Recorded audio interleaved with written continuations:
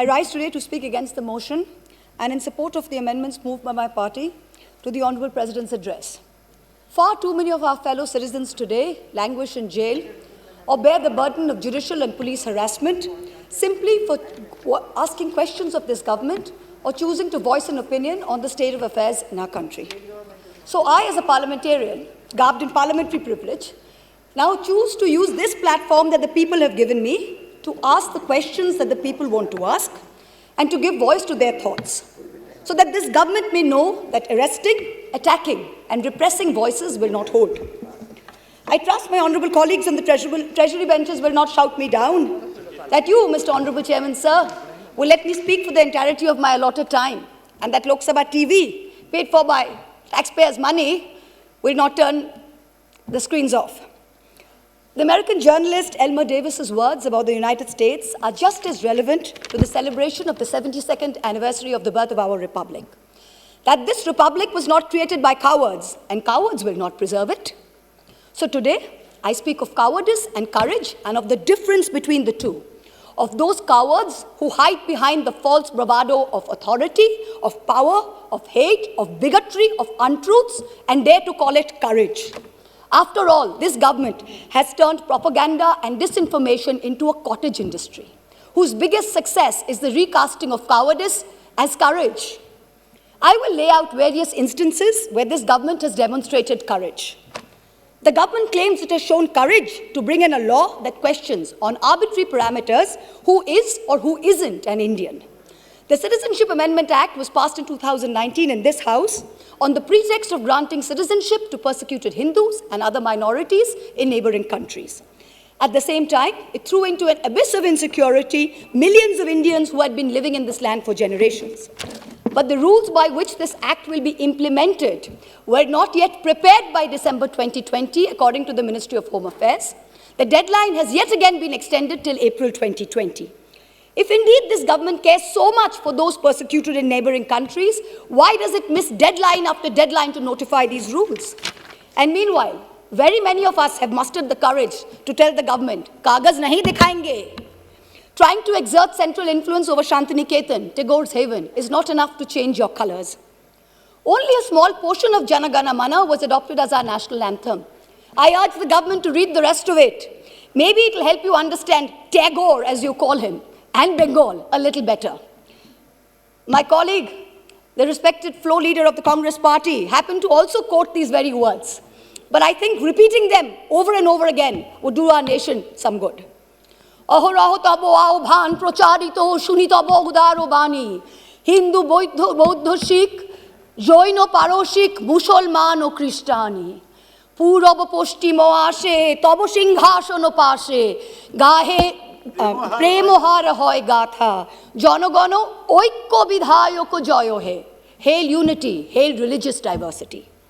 The courage to make India, the world's greatest democracy, into a virtual police state whereby a single dubious complaint, both an eminent member of this House as well as one of India's most veteran journalists, is charged with sedition.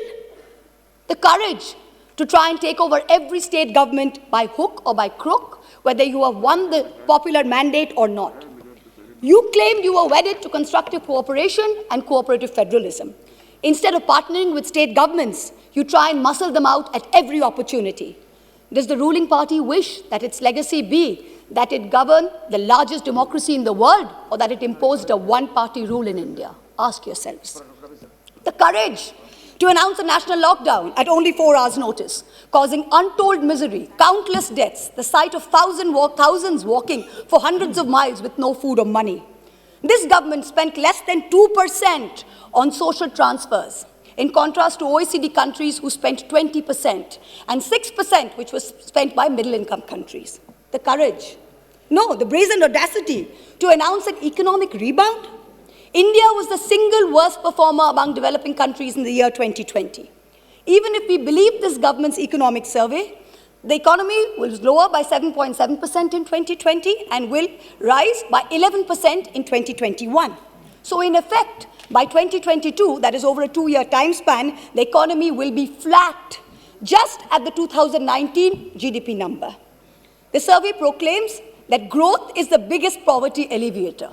honorable members of this House, we are going to have no growth for 2 whole years. I don't understand the celebration.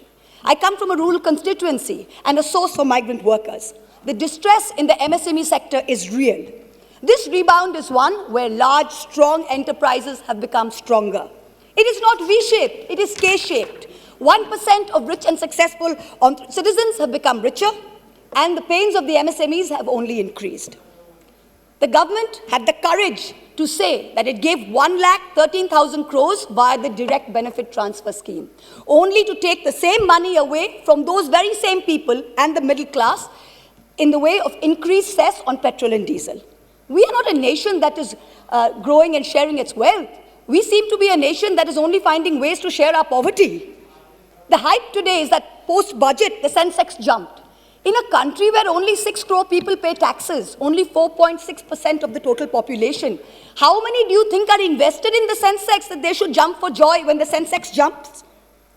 The courage to use the official channels of the Ministry of External Affairs to respond to social media posts by an 18-year-old climate activist and an American pop star, where not even one single ministry has been deputed by this government to try and look out for the food, water and basic sanitation needs of the farmers and their families who have been camping at the border for almost 90 days.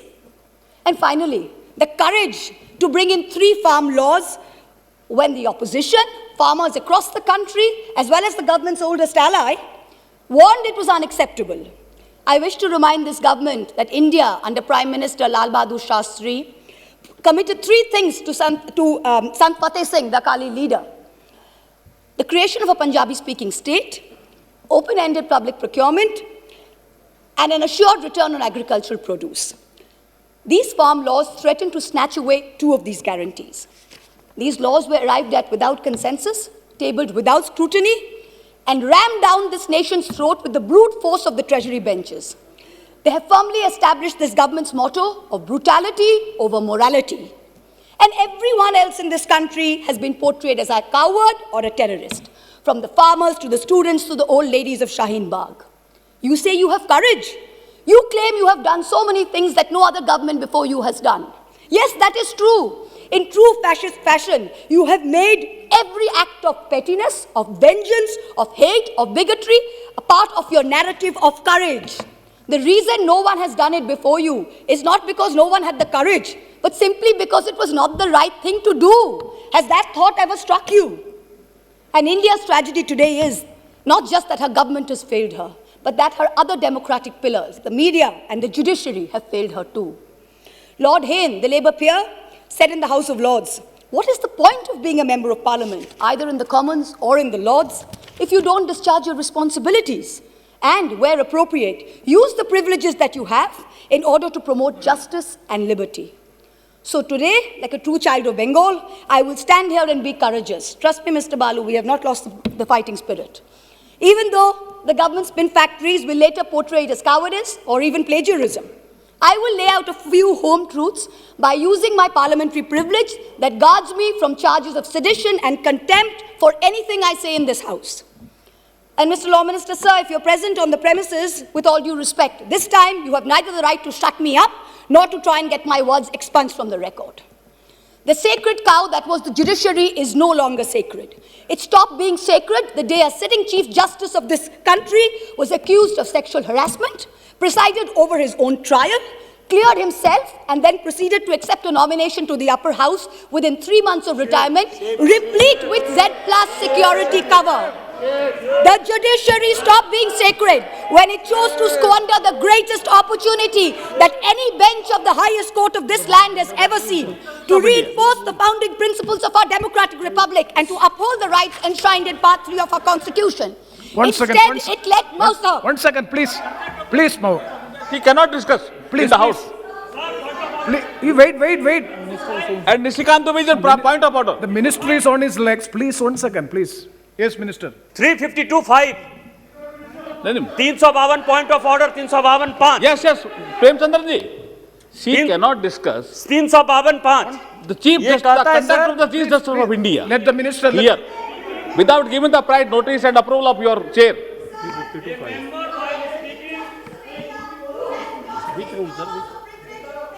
Please, please, please, please. Please, It please, let- please, Honorable, Sir. please, Mahbub Mitra ji, please be seated. Please be seated. This house is run by the rules and procedure. When a member seeks a point of order, definitely it is a right of the member. So I have to hear them and I will pass the order, pass the rulings. Please. 352(5). A member while speaking shall not reflect upon the conduct of a person in high authority unless the discussion is based on a substantive motion drawn in proper items. Chief justice of India को हम लोग यहाँ discuss कर रहे हैं sir. Chief justice of India, Bharat के राष्ट्रपति ने उस आदमी को नॉमिनेट किया है, भारत के राष्ट्रपति के ऊपर डिस्कशन कर रहे हैं सर। और यदि इसी तरह से चलता रहा तो इस डेमोक्रेसी का बाजा बच जाएगा। इसीलिए कि उन्होंने राम मंदिर का judgement See. Yes, I am. Yes. Yes, please. Please, Saugat Rai ji, please.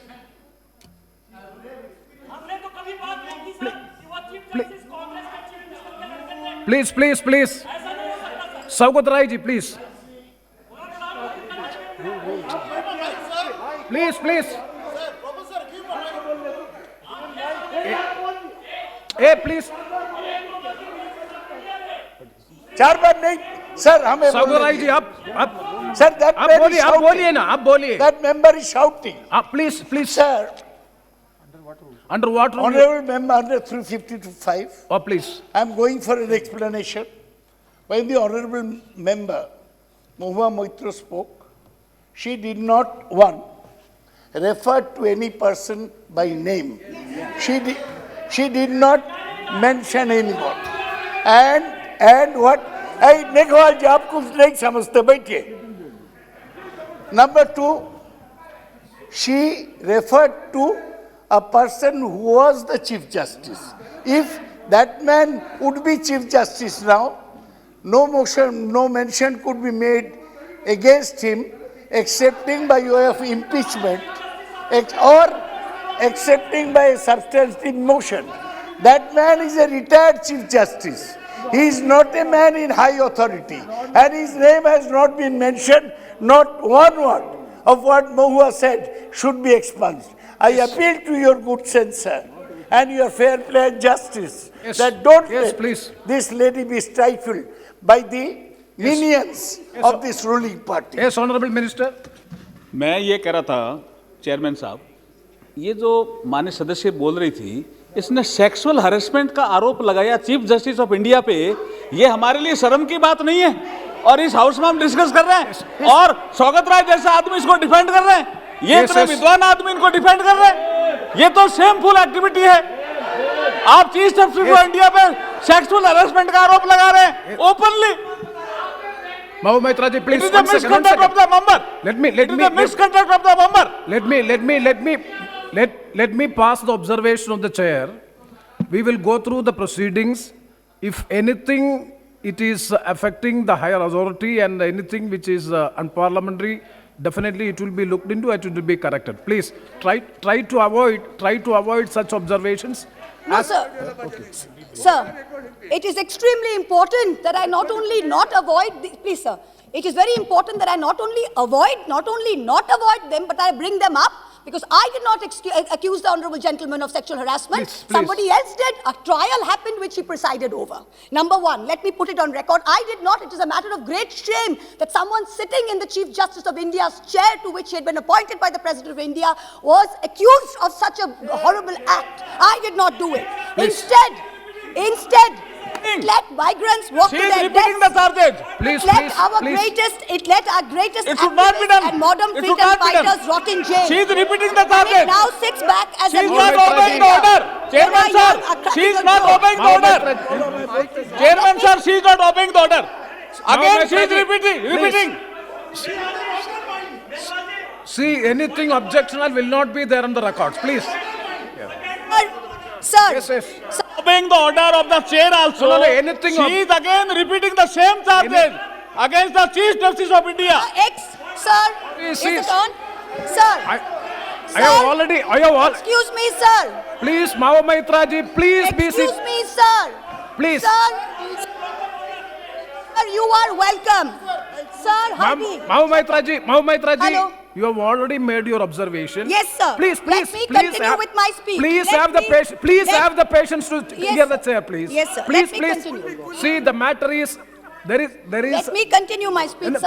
please, Mr. you Chairman, please sir. wait. Thank you. Don't be so. Instead, What, madam? the Madam. judiciary stopped being sacred when it chose to squander the greatest opportunity Wonderful. that Yes. any bench of the highest court of this land has ever seen.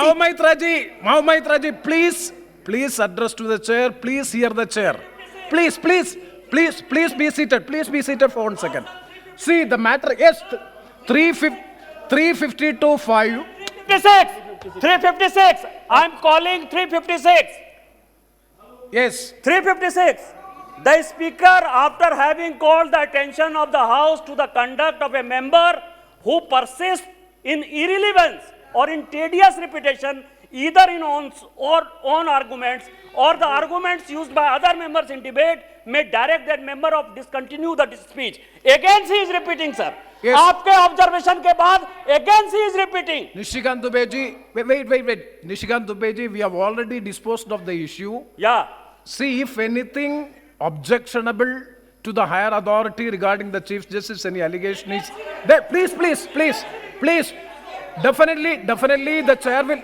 Definitely the chair will go through. Please. The chair will go through the proceedings. If anything is objectionable, definitely it will be expunged. Yes, please continue and please don't repeat it. Sir, the judiciary stopped being sacred when it chose to squander the greatest opportunity that any bench of the highest court of this land has ever seen to reinforce the founding principles of our democratic republic and to uphold the rights enshrined in Part 3 of our Constitution. Instead, it let migrants walk to their deaths, it let our greatest activists and modern fighters rot in jail, and it now sits back as a mute spectator when our young are prosecuted for cracking a joke. The judiciary seems to have forgotten the constitutional principle of separation of powers, that Parliament and Parliament alone can legislate. If something is bad in law, then the courts can strike it down or stay it on grounds of unconstitutionality. But unless it is so, the courts must do nothing. The government alone must face the consequences. If the government has brought in the farm laws which are not acceptable to people, then either the government will repeal the laws or the courts or the people will vote the government out.